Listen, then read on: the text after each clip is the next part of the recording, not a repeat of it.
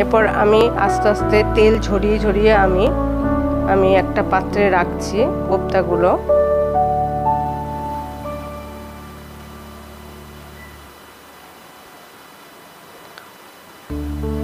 যেগুলো হয়নি সেগুলোকে আরেকটু ভালো করে ভেজে নিচ্ছি,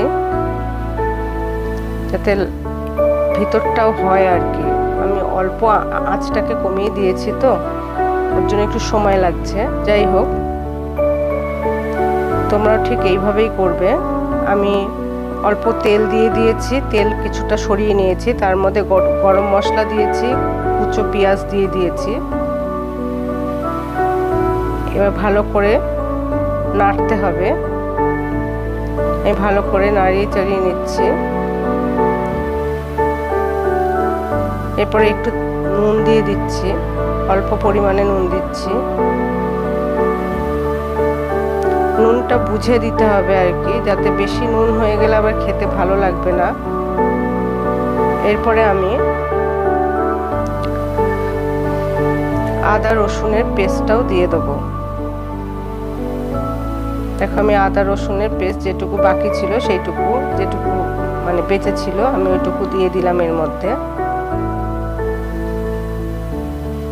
ভালো করে নাড়াচাড়া করে নিতে হবে, মিশিয়ে নিতে হবে ভালো করে। দেখো, আমি ভালো করে মিশিয়ে নিচ্ছি।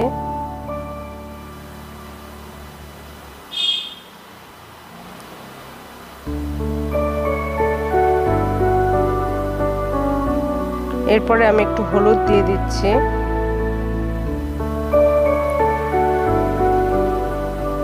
কোপ্তা অনেক রকমেরই হয়, কিন্তু সোয়াবিনের কোপ্তা একটা নতুন রেসিপি বলবো না, অনেকেই করেছে, কিন্তু আমিও করছি একটু অন্যভাবে।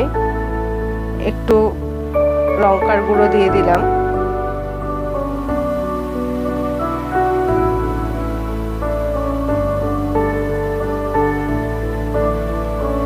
খেতে খুব টেস্টি হয়, তোমরা এইভাবে রেসিপিটা করে দেখো, খুব ভালো লাগবে খেতে। আমি জিরে গুঁড়ো দিয়ে দিচ্ছি,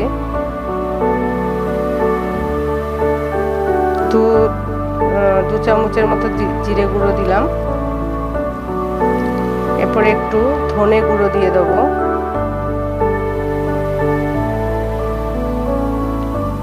ধনে গুঁড়ো দিয়ে দিলাম। একটু তেল লাগবে, যে ভেজেছিলাম সেই তেল আমি তুলে রেখেছিলাম, আমি কাঁচা তেলটা দেব না, ওই ভাজা তেলটাই একটু দিয়ে দেবো। দেখতেই পাচ্ছ একটু শুকনো শুকনো লাগছে, একটু তেল দিতে হবে। আমি ওই তেলটাই একটুখানি দিয়ে দিচ্ছি। দেখো,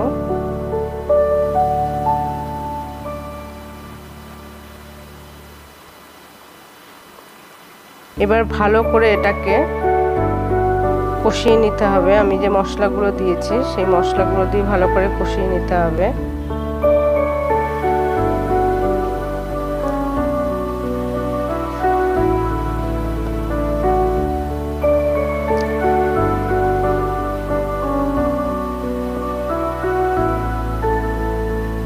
এরপরে আমি একটু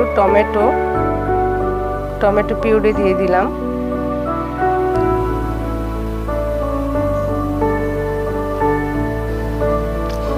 টমেটো পিউরি দেওয়ার পরে আবার ভালো করে এটাকে মিশিয়ে নিতে হবে, যাকে বলে কষিয়ে নেওয়া আর কি। মশলাটা ঠিক মতন কষিয়ে না নিলে পর মশলার একটা গন্ধ হয়, কাঁচা গন্ধ, সেই কাঁচা গন্ধটা যাতে না আসে তার জন্য ভালো করে এটাকে মিশিয়ে নিচ্ছে আমি। এবার সামান্য একটু জল দিয়ে দেবো, অল্প একটু জল দিলাম।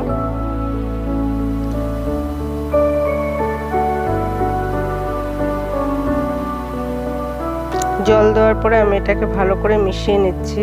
দেখতেই পাচ্ছ, আমি কাঁচা লঙ্কা দিয়ে দিলাম, 2-3 টুকরো কাঁচা লঙ্কা মাঝখান থেকে চিড়ে দিয়েছি। আবার ভালো করে নাড়িয়ে নিচ্ছি।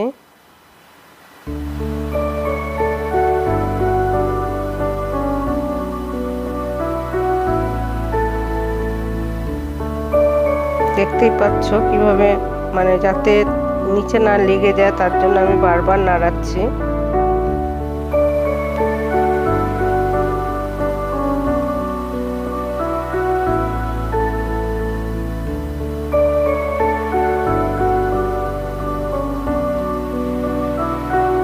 দেখো তেল ভেসে উঠছে। আমি এরপর আরেকটু জল দিয়ে দেবো।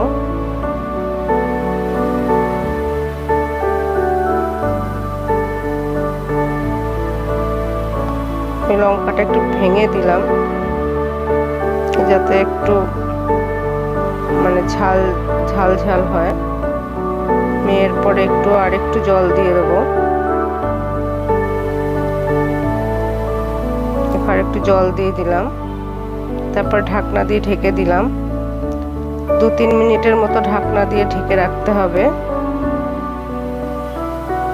আমি ঢাকনা সরিয়ে দেখি, হ্যাঁ ঝোল বেশ ভালোই লাগছে দেখতে। এখন আমি আস্তে আস্তে কোপ্তাগুলো দিয়ে দেবো এর মধ্যে। কোপ্তাগুলোর ভিতরে যাতে মানে ভালো রকম মানে ঝোলটা যাতে ভালো রকম ঢোকে, তার জন্য আমি কোপ্তাগুলো দিয়ে দিলাম। কোপ্তাগুলো দেওয়ার পরে কিন্তু কখনোই ঢেকে দেবেন না, তাহলে কিন্তু কোপ্তাগুলো ভেঙে ভেঙে যাবে, কোপ্তা এই মানে ছেড়ে যাবে আর কি। আমি ওর জন্যই আর ঢাকা দিইনি। আমি একটুখানি ঘি দিয়ে দিলাম।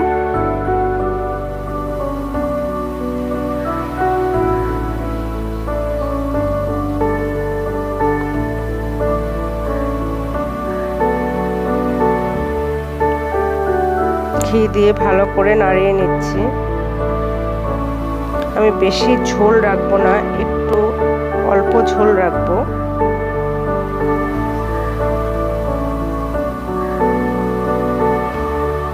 তারপরে আমি দিয়ে দিচ্ছি একটু শাহি গরম মশলা।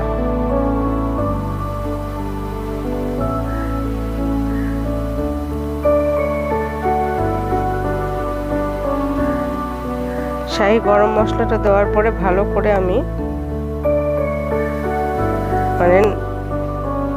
নাড়িয়ে নিচ্ছি।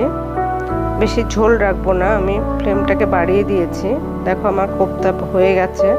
আমি একটু ধনেপাতা কুচো করে রেখেছিলাম, সেই ধনেপাতা উপরে একটু দিয়ে দিলাম। দেখো খুব সুন্দর লাগছে দেখতে এবং খেতেও ভালো হয়। তোমরা বাড়িতে অবশ্যই ট্রাই করবে। যদি ভালো লাগে লাইক, কমেন্ট এবং শেয়ার করবে এবং অবশ্যই সাবস্ক্রাইব করবে। ধন্যবাদ।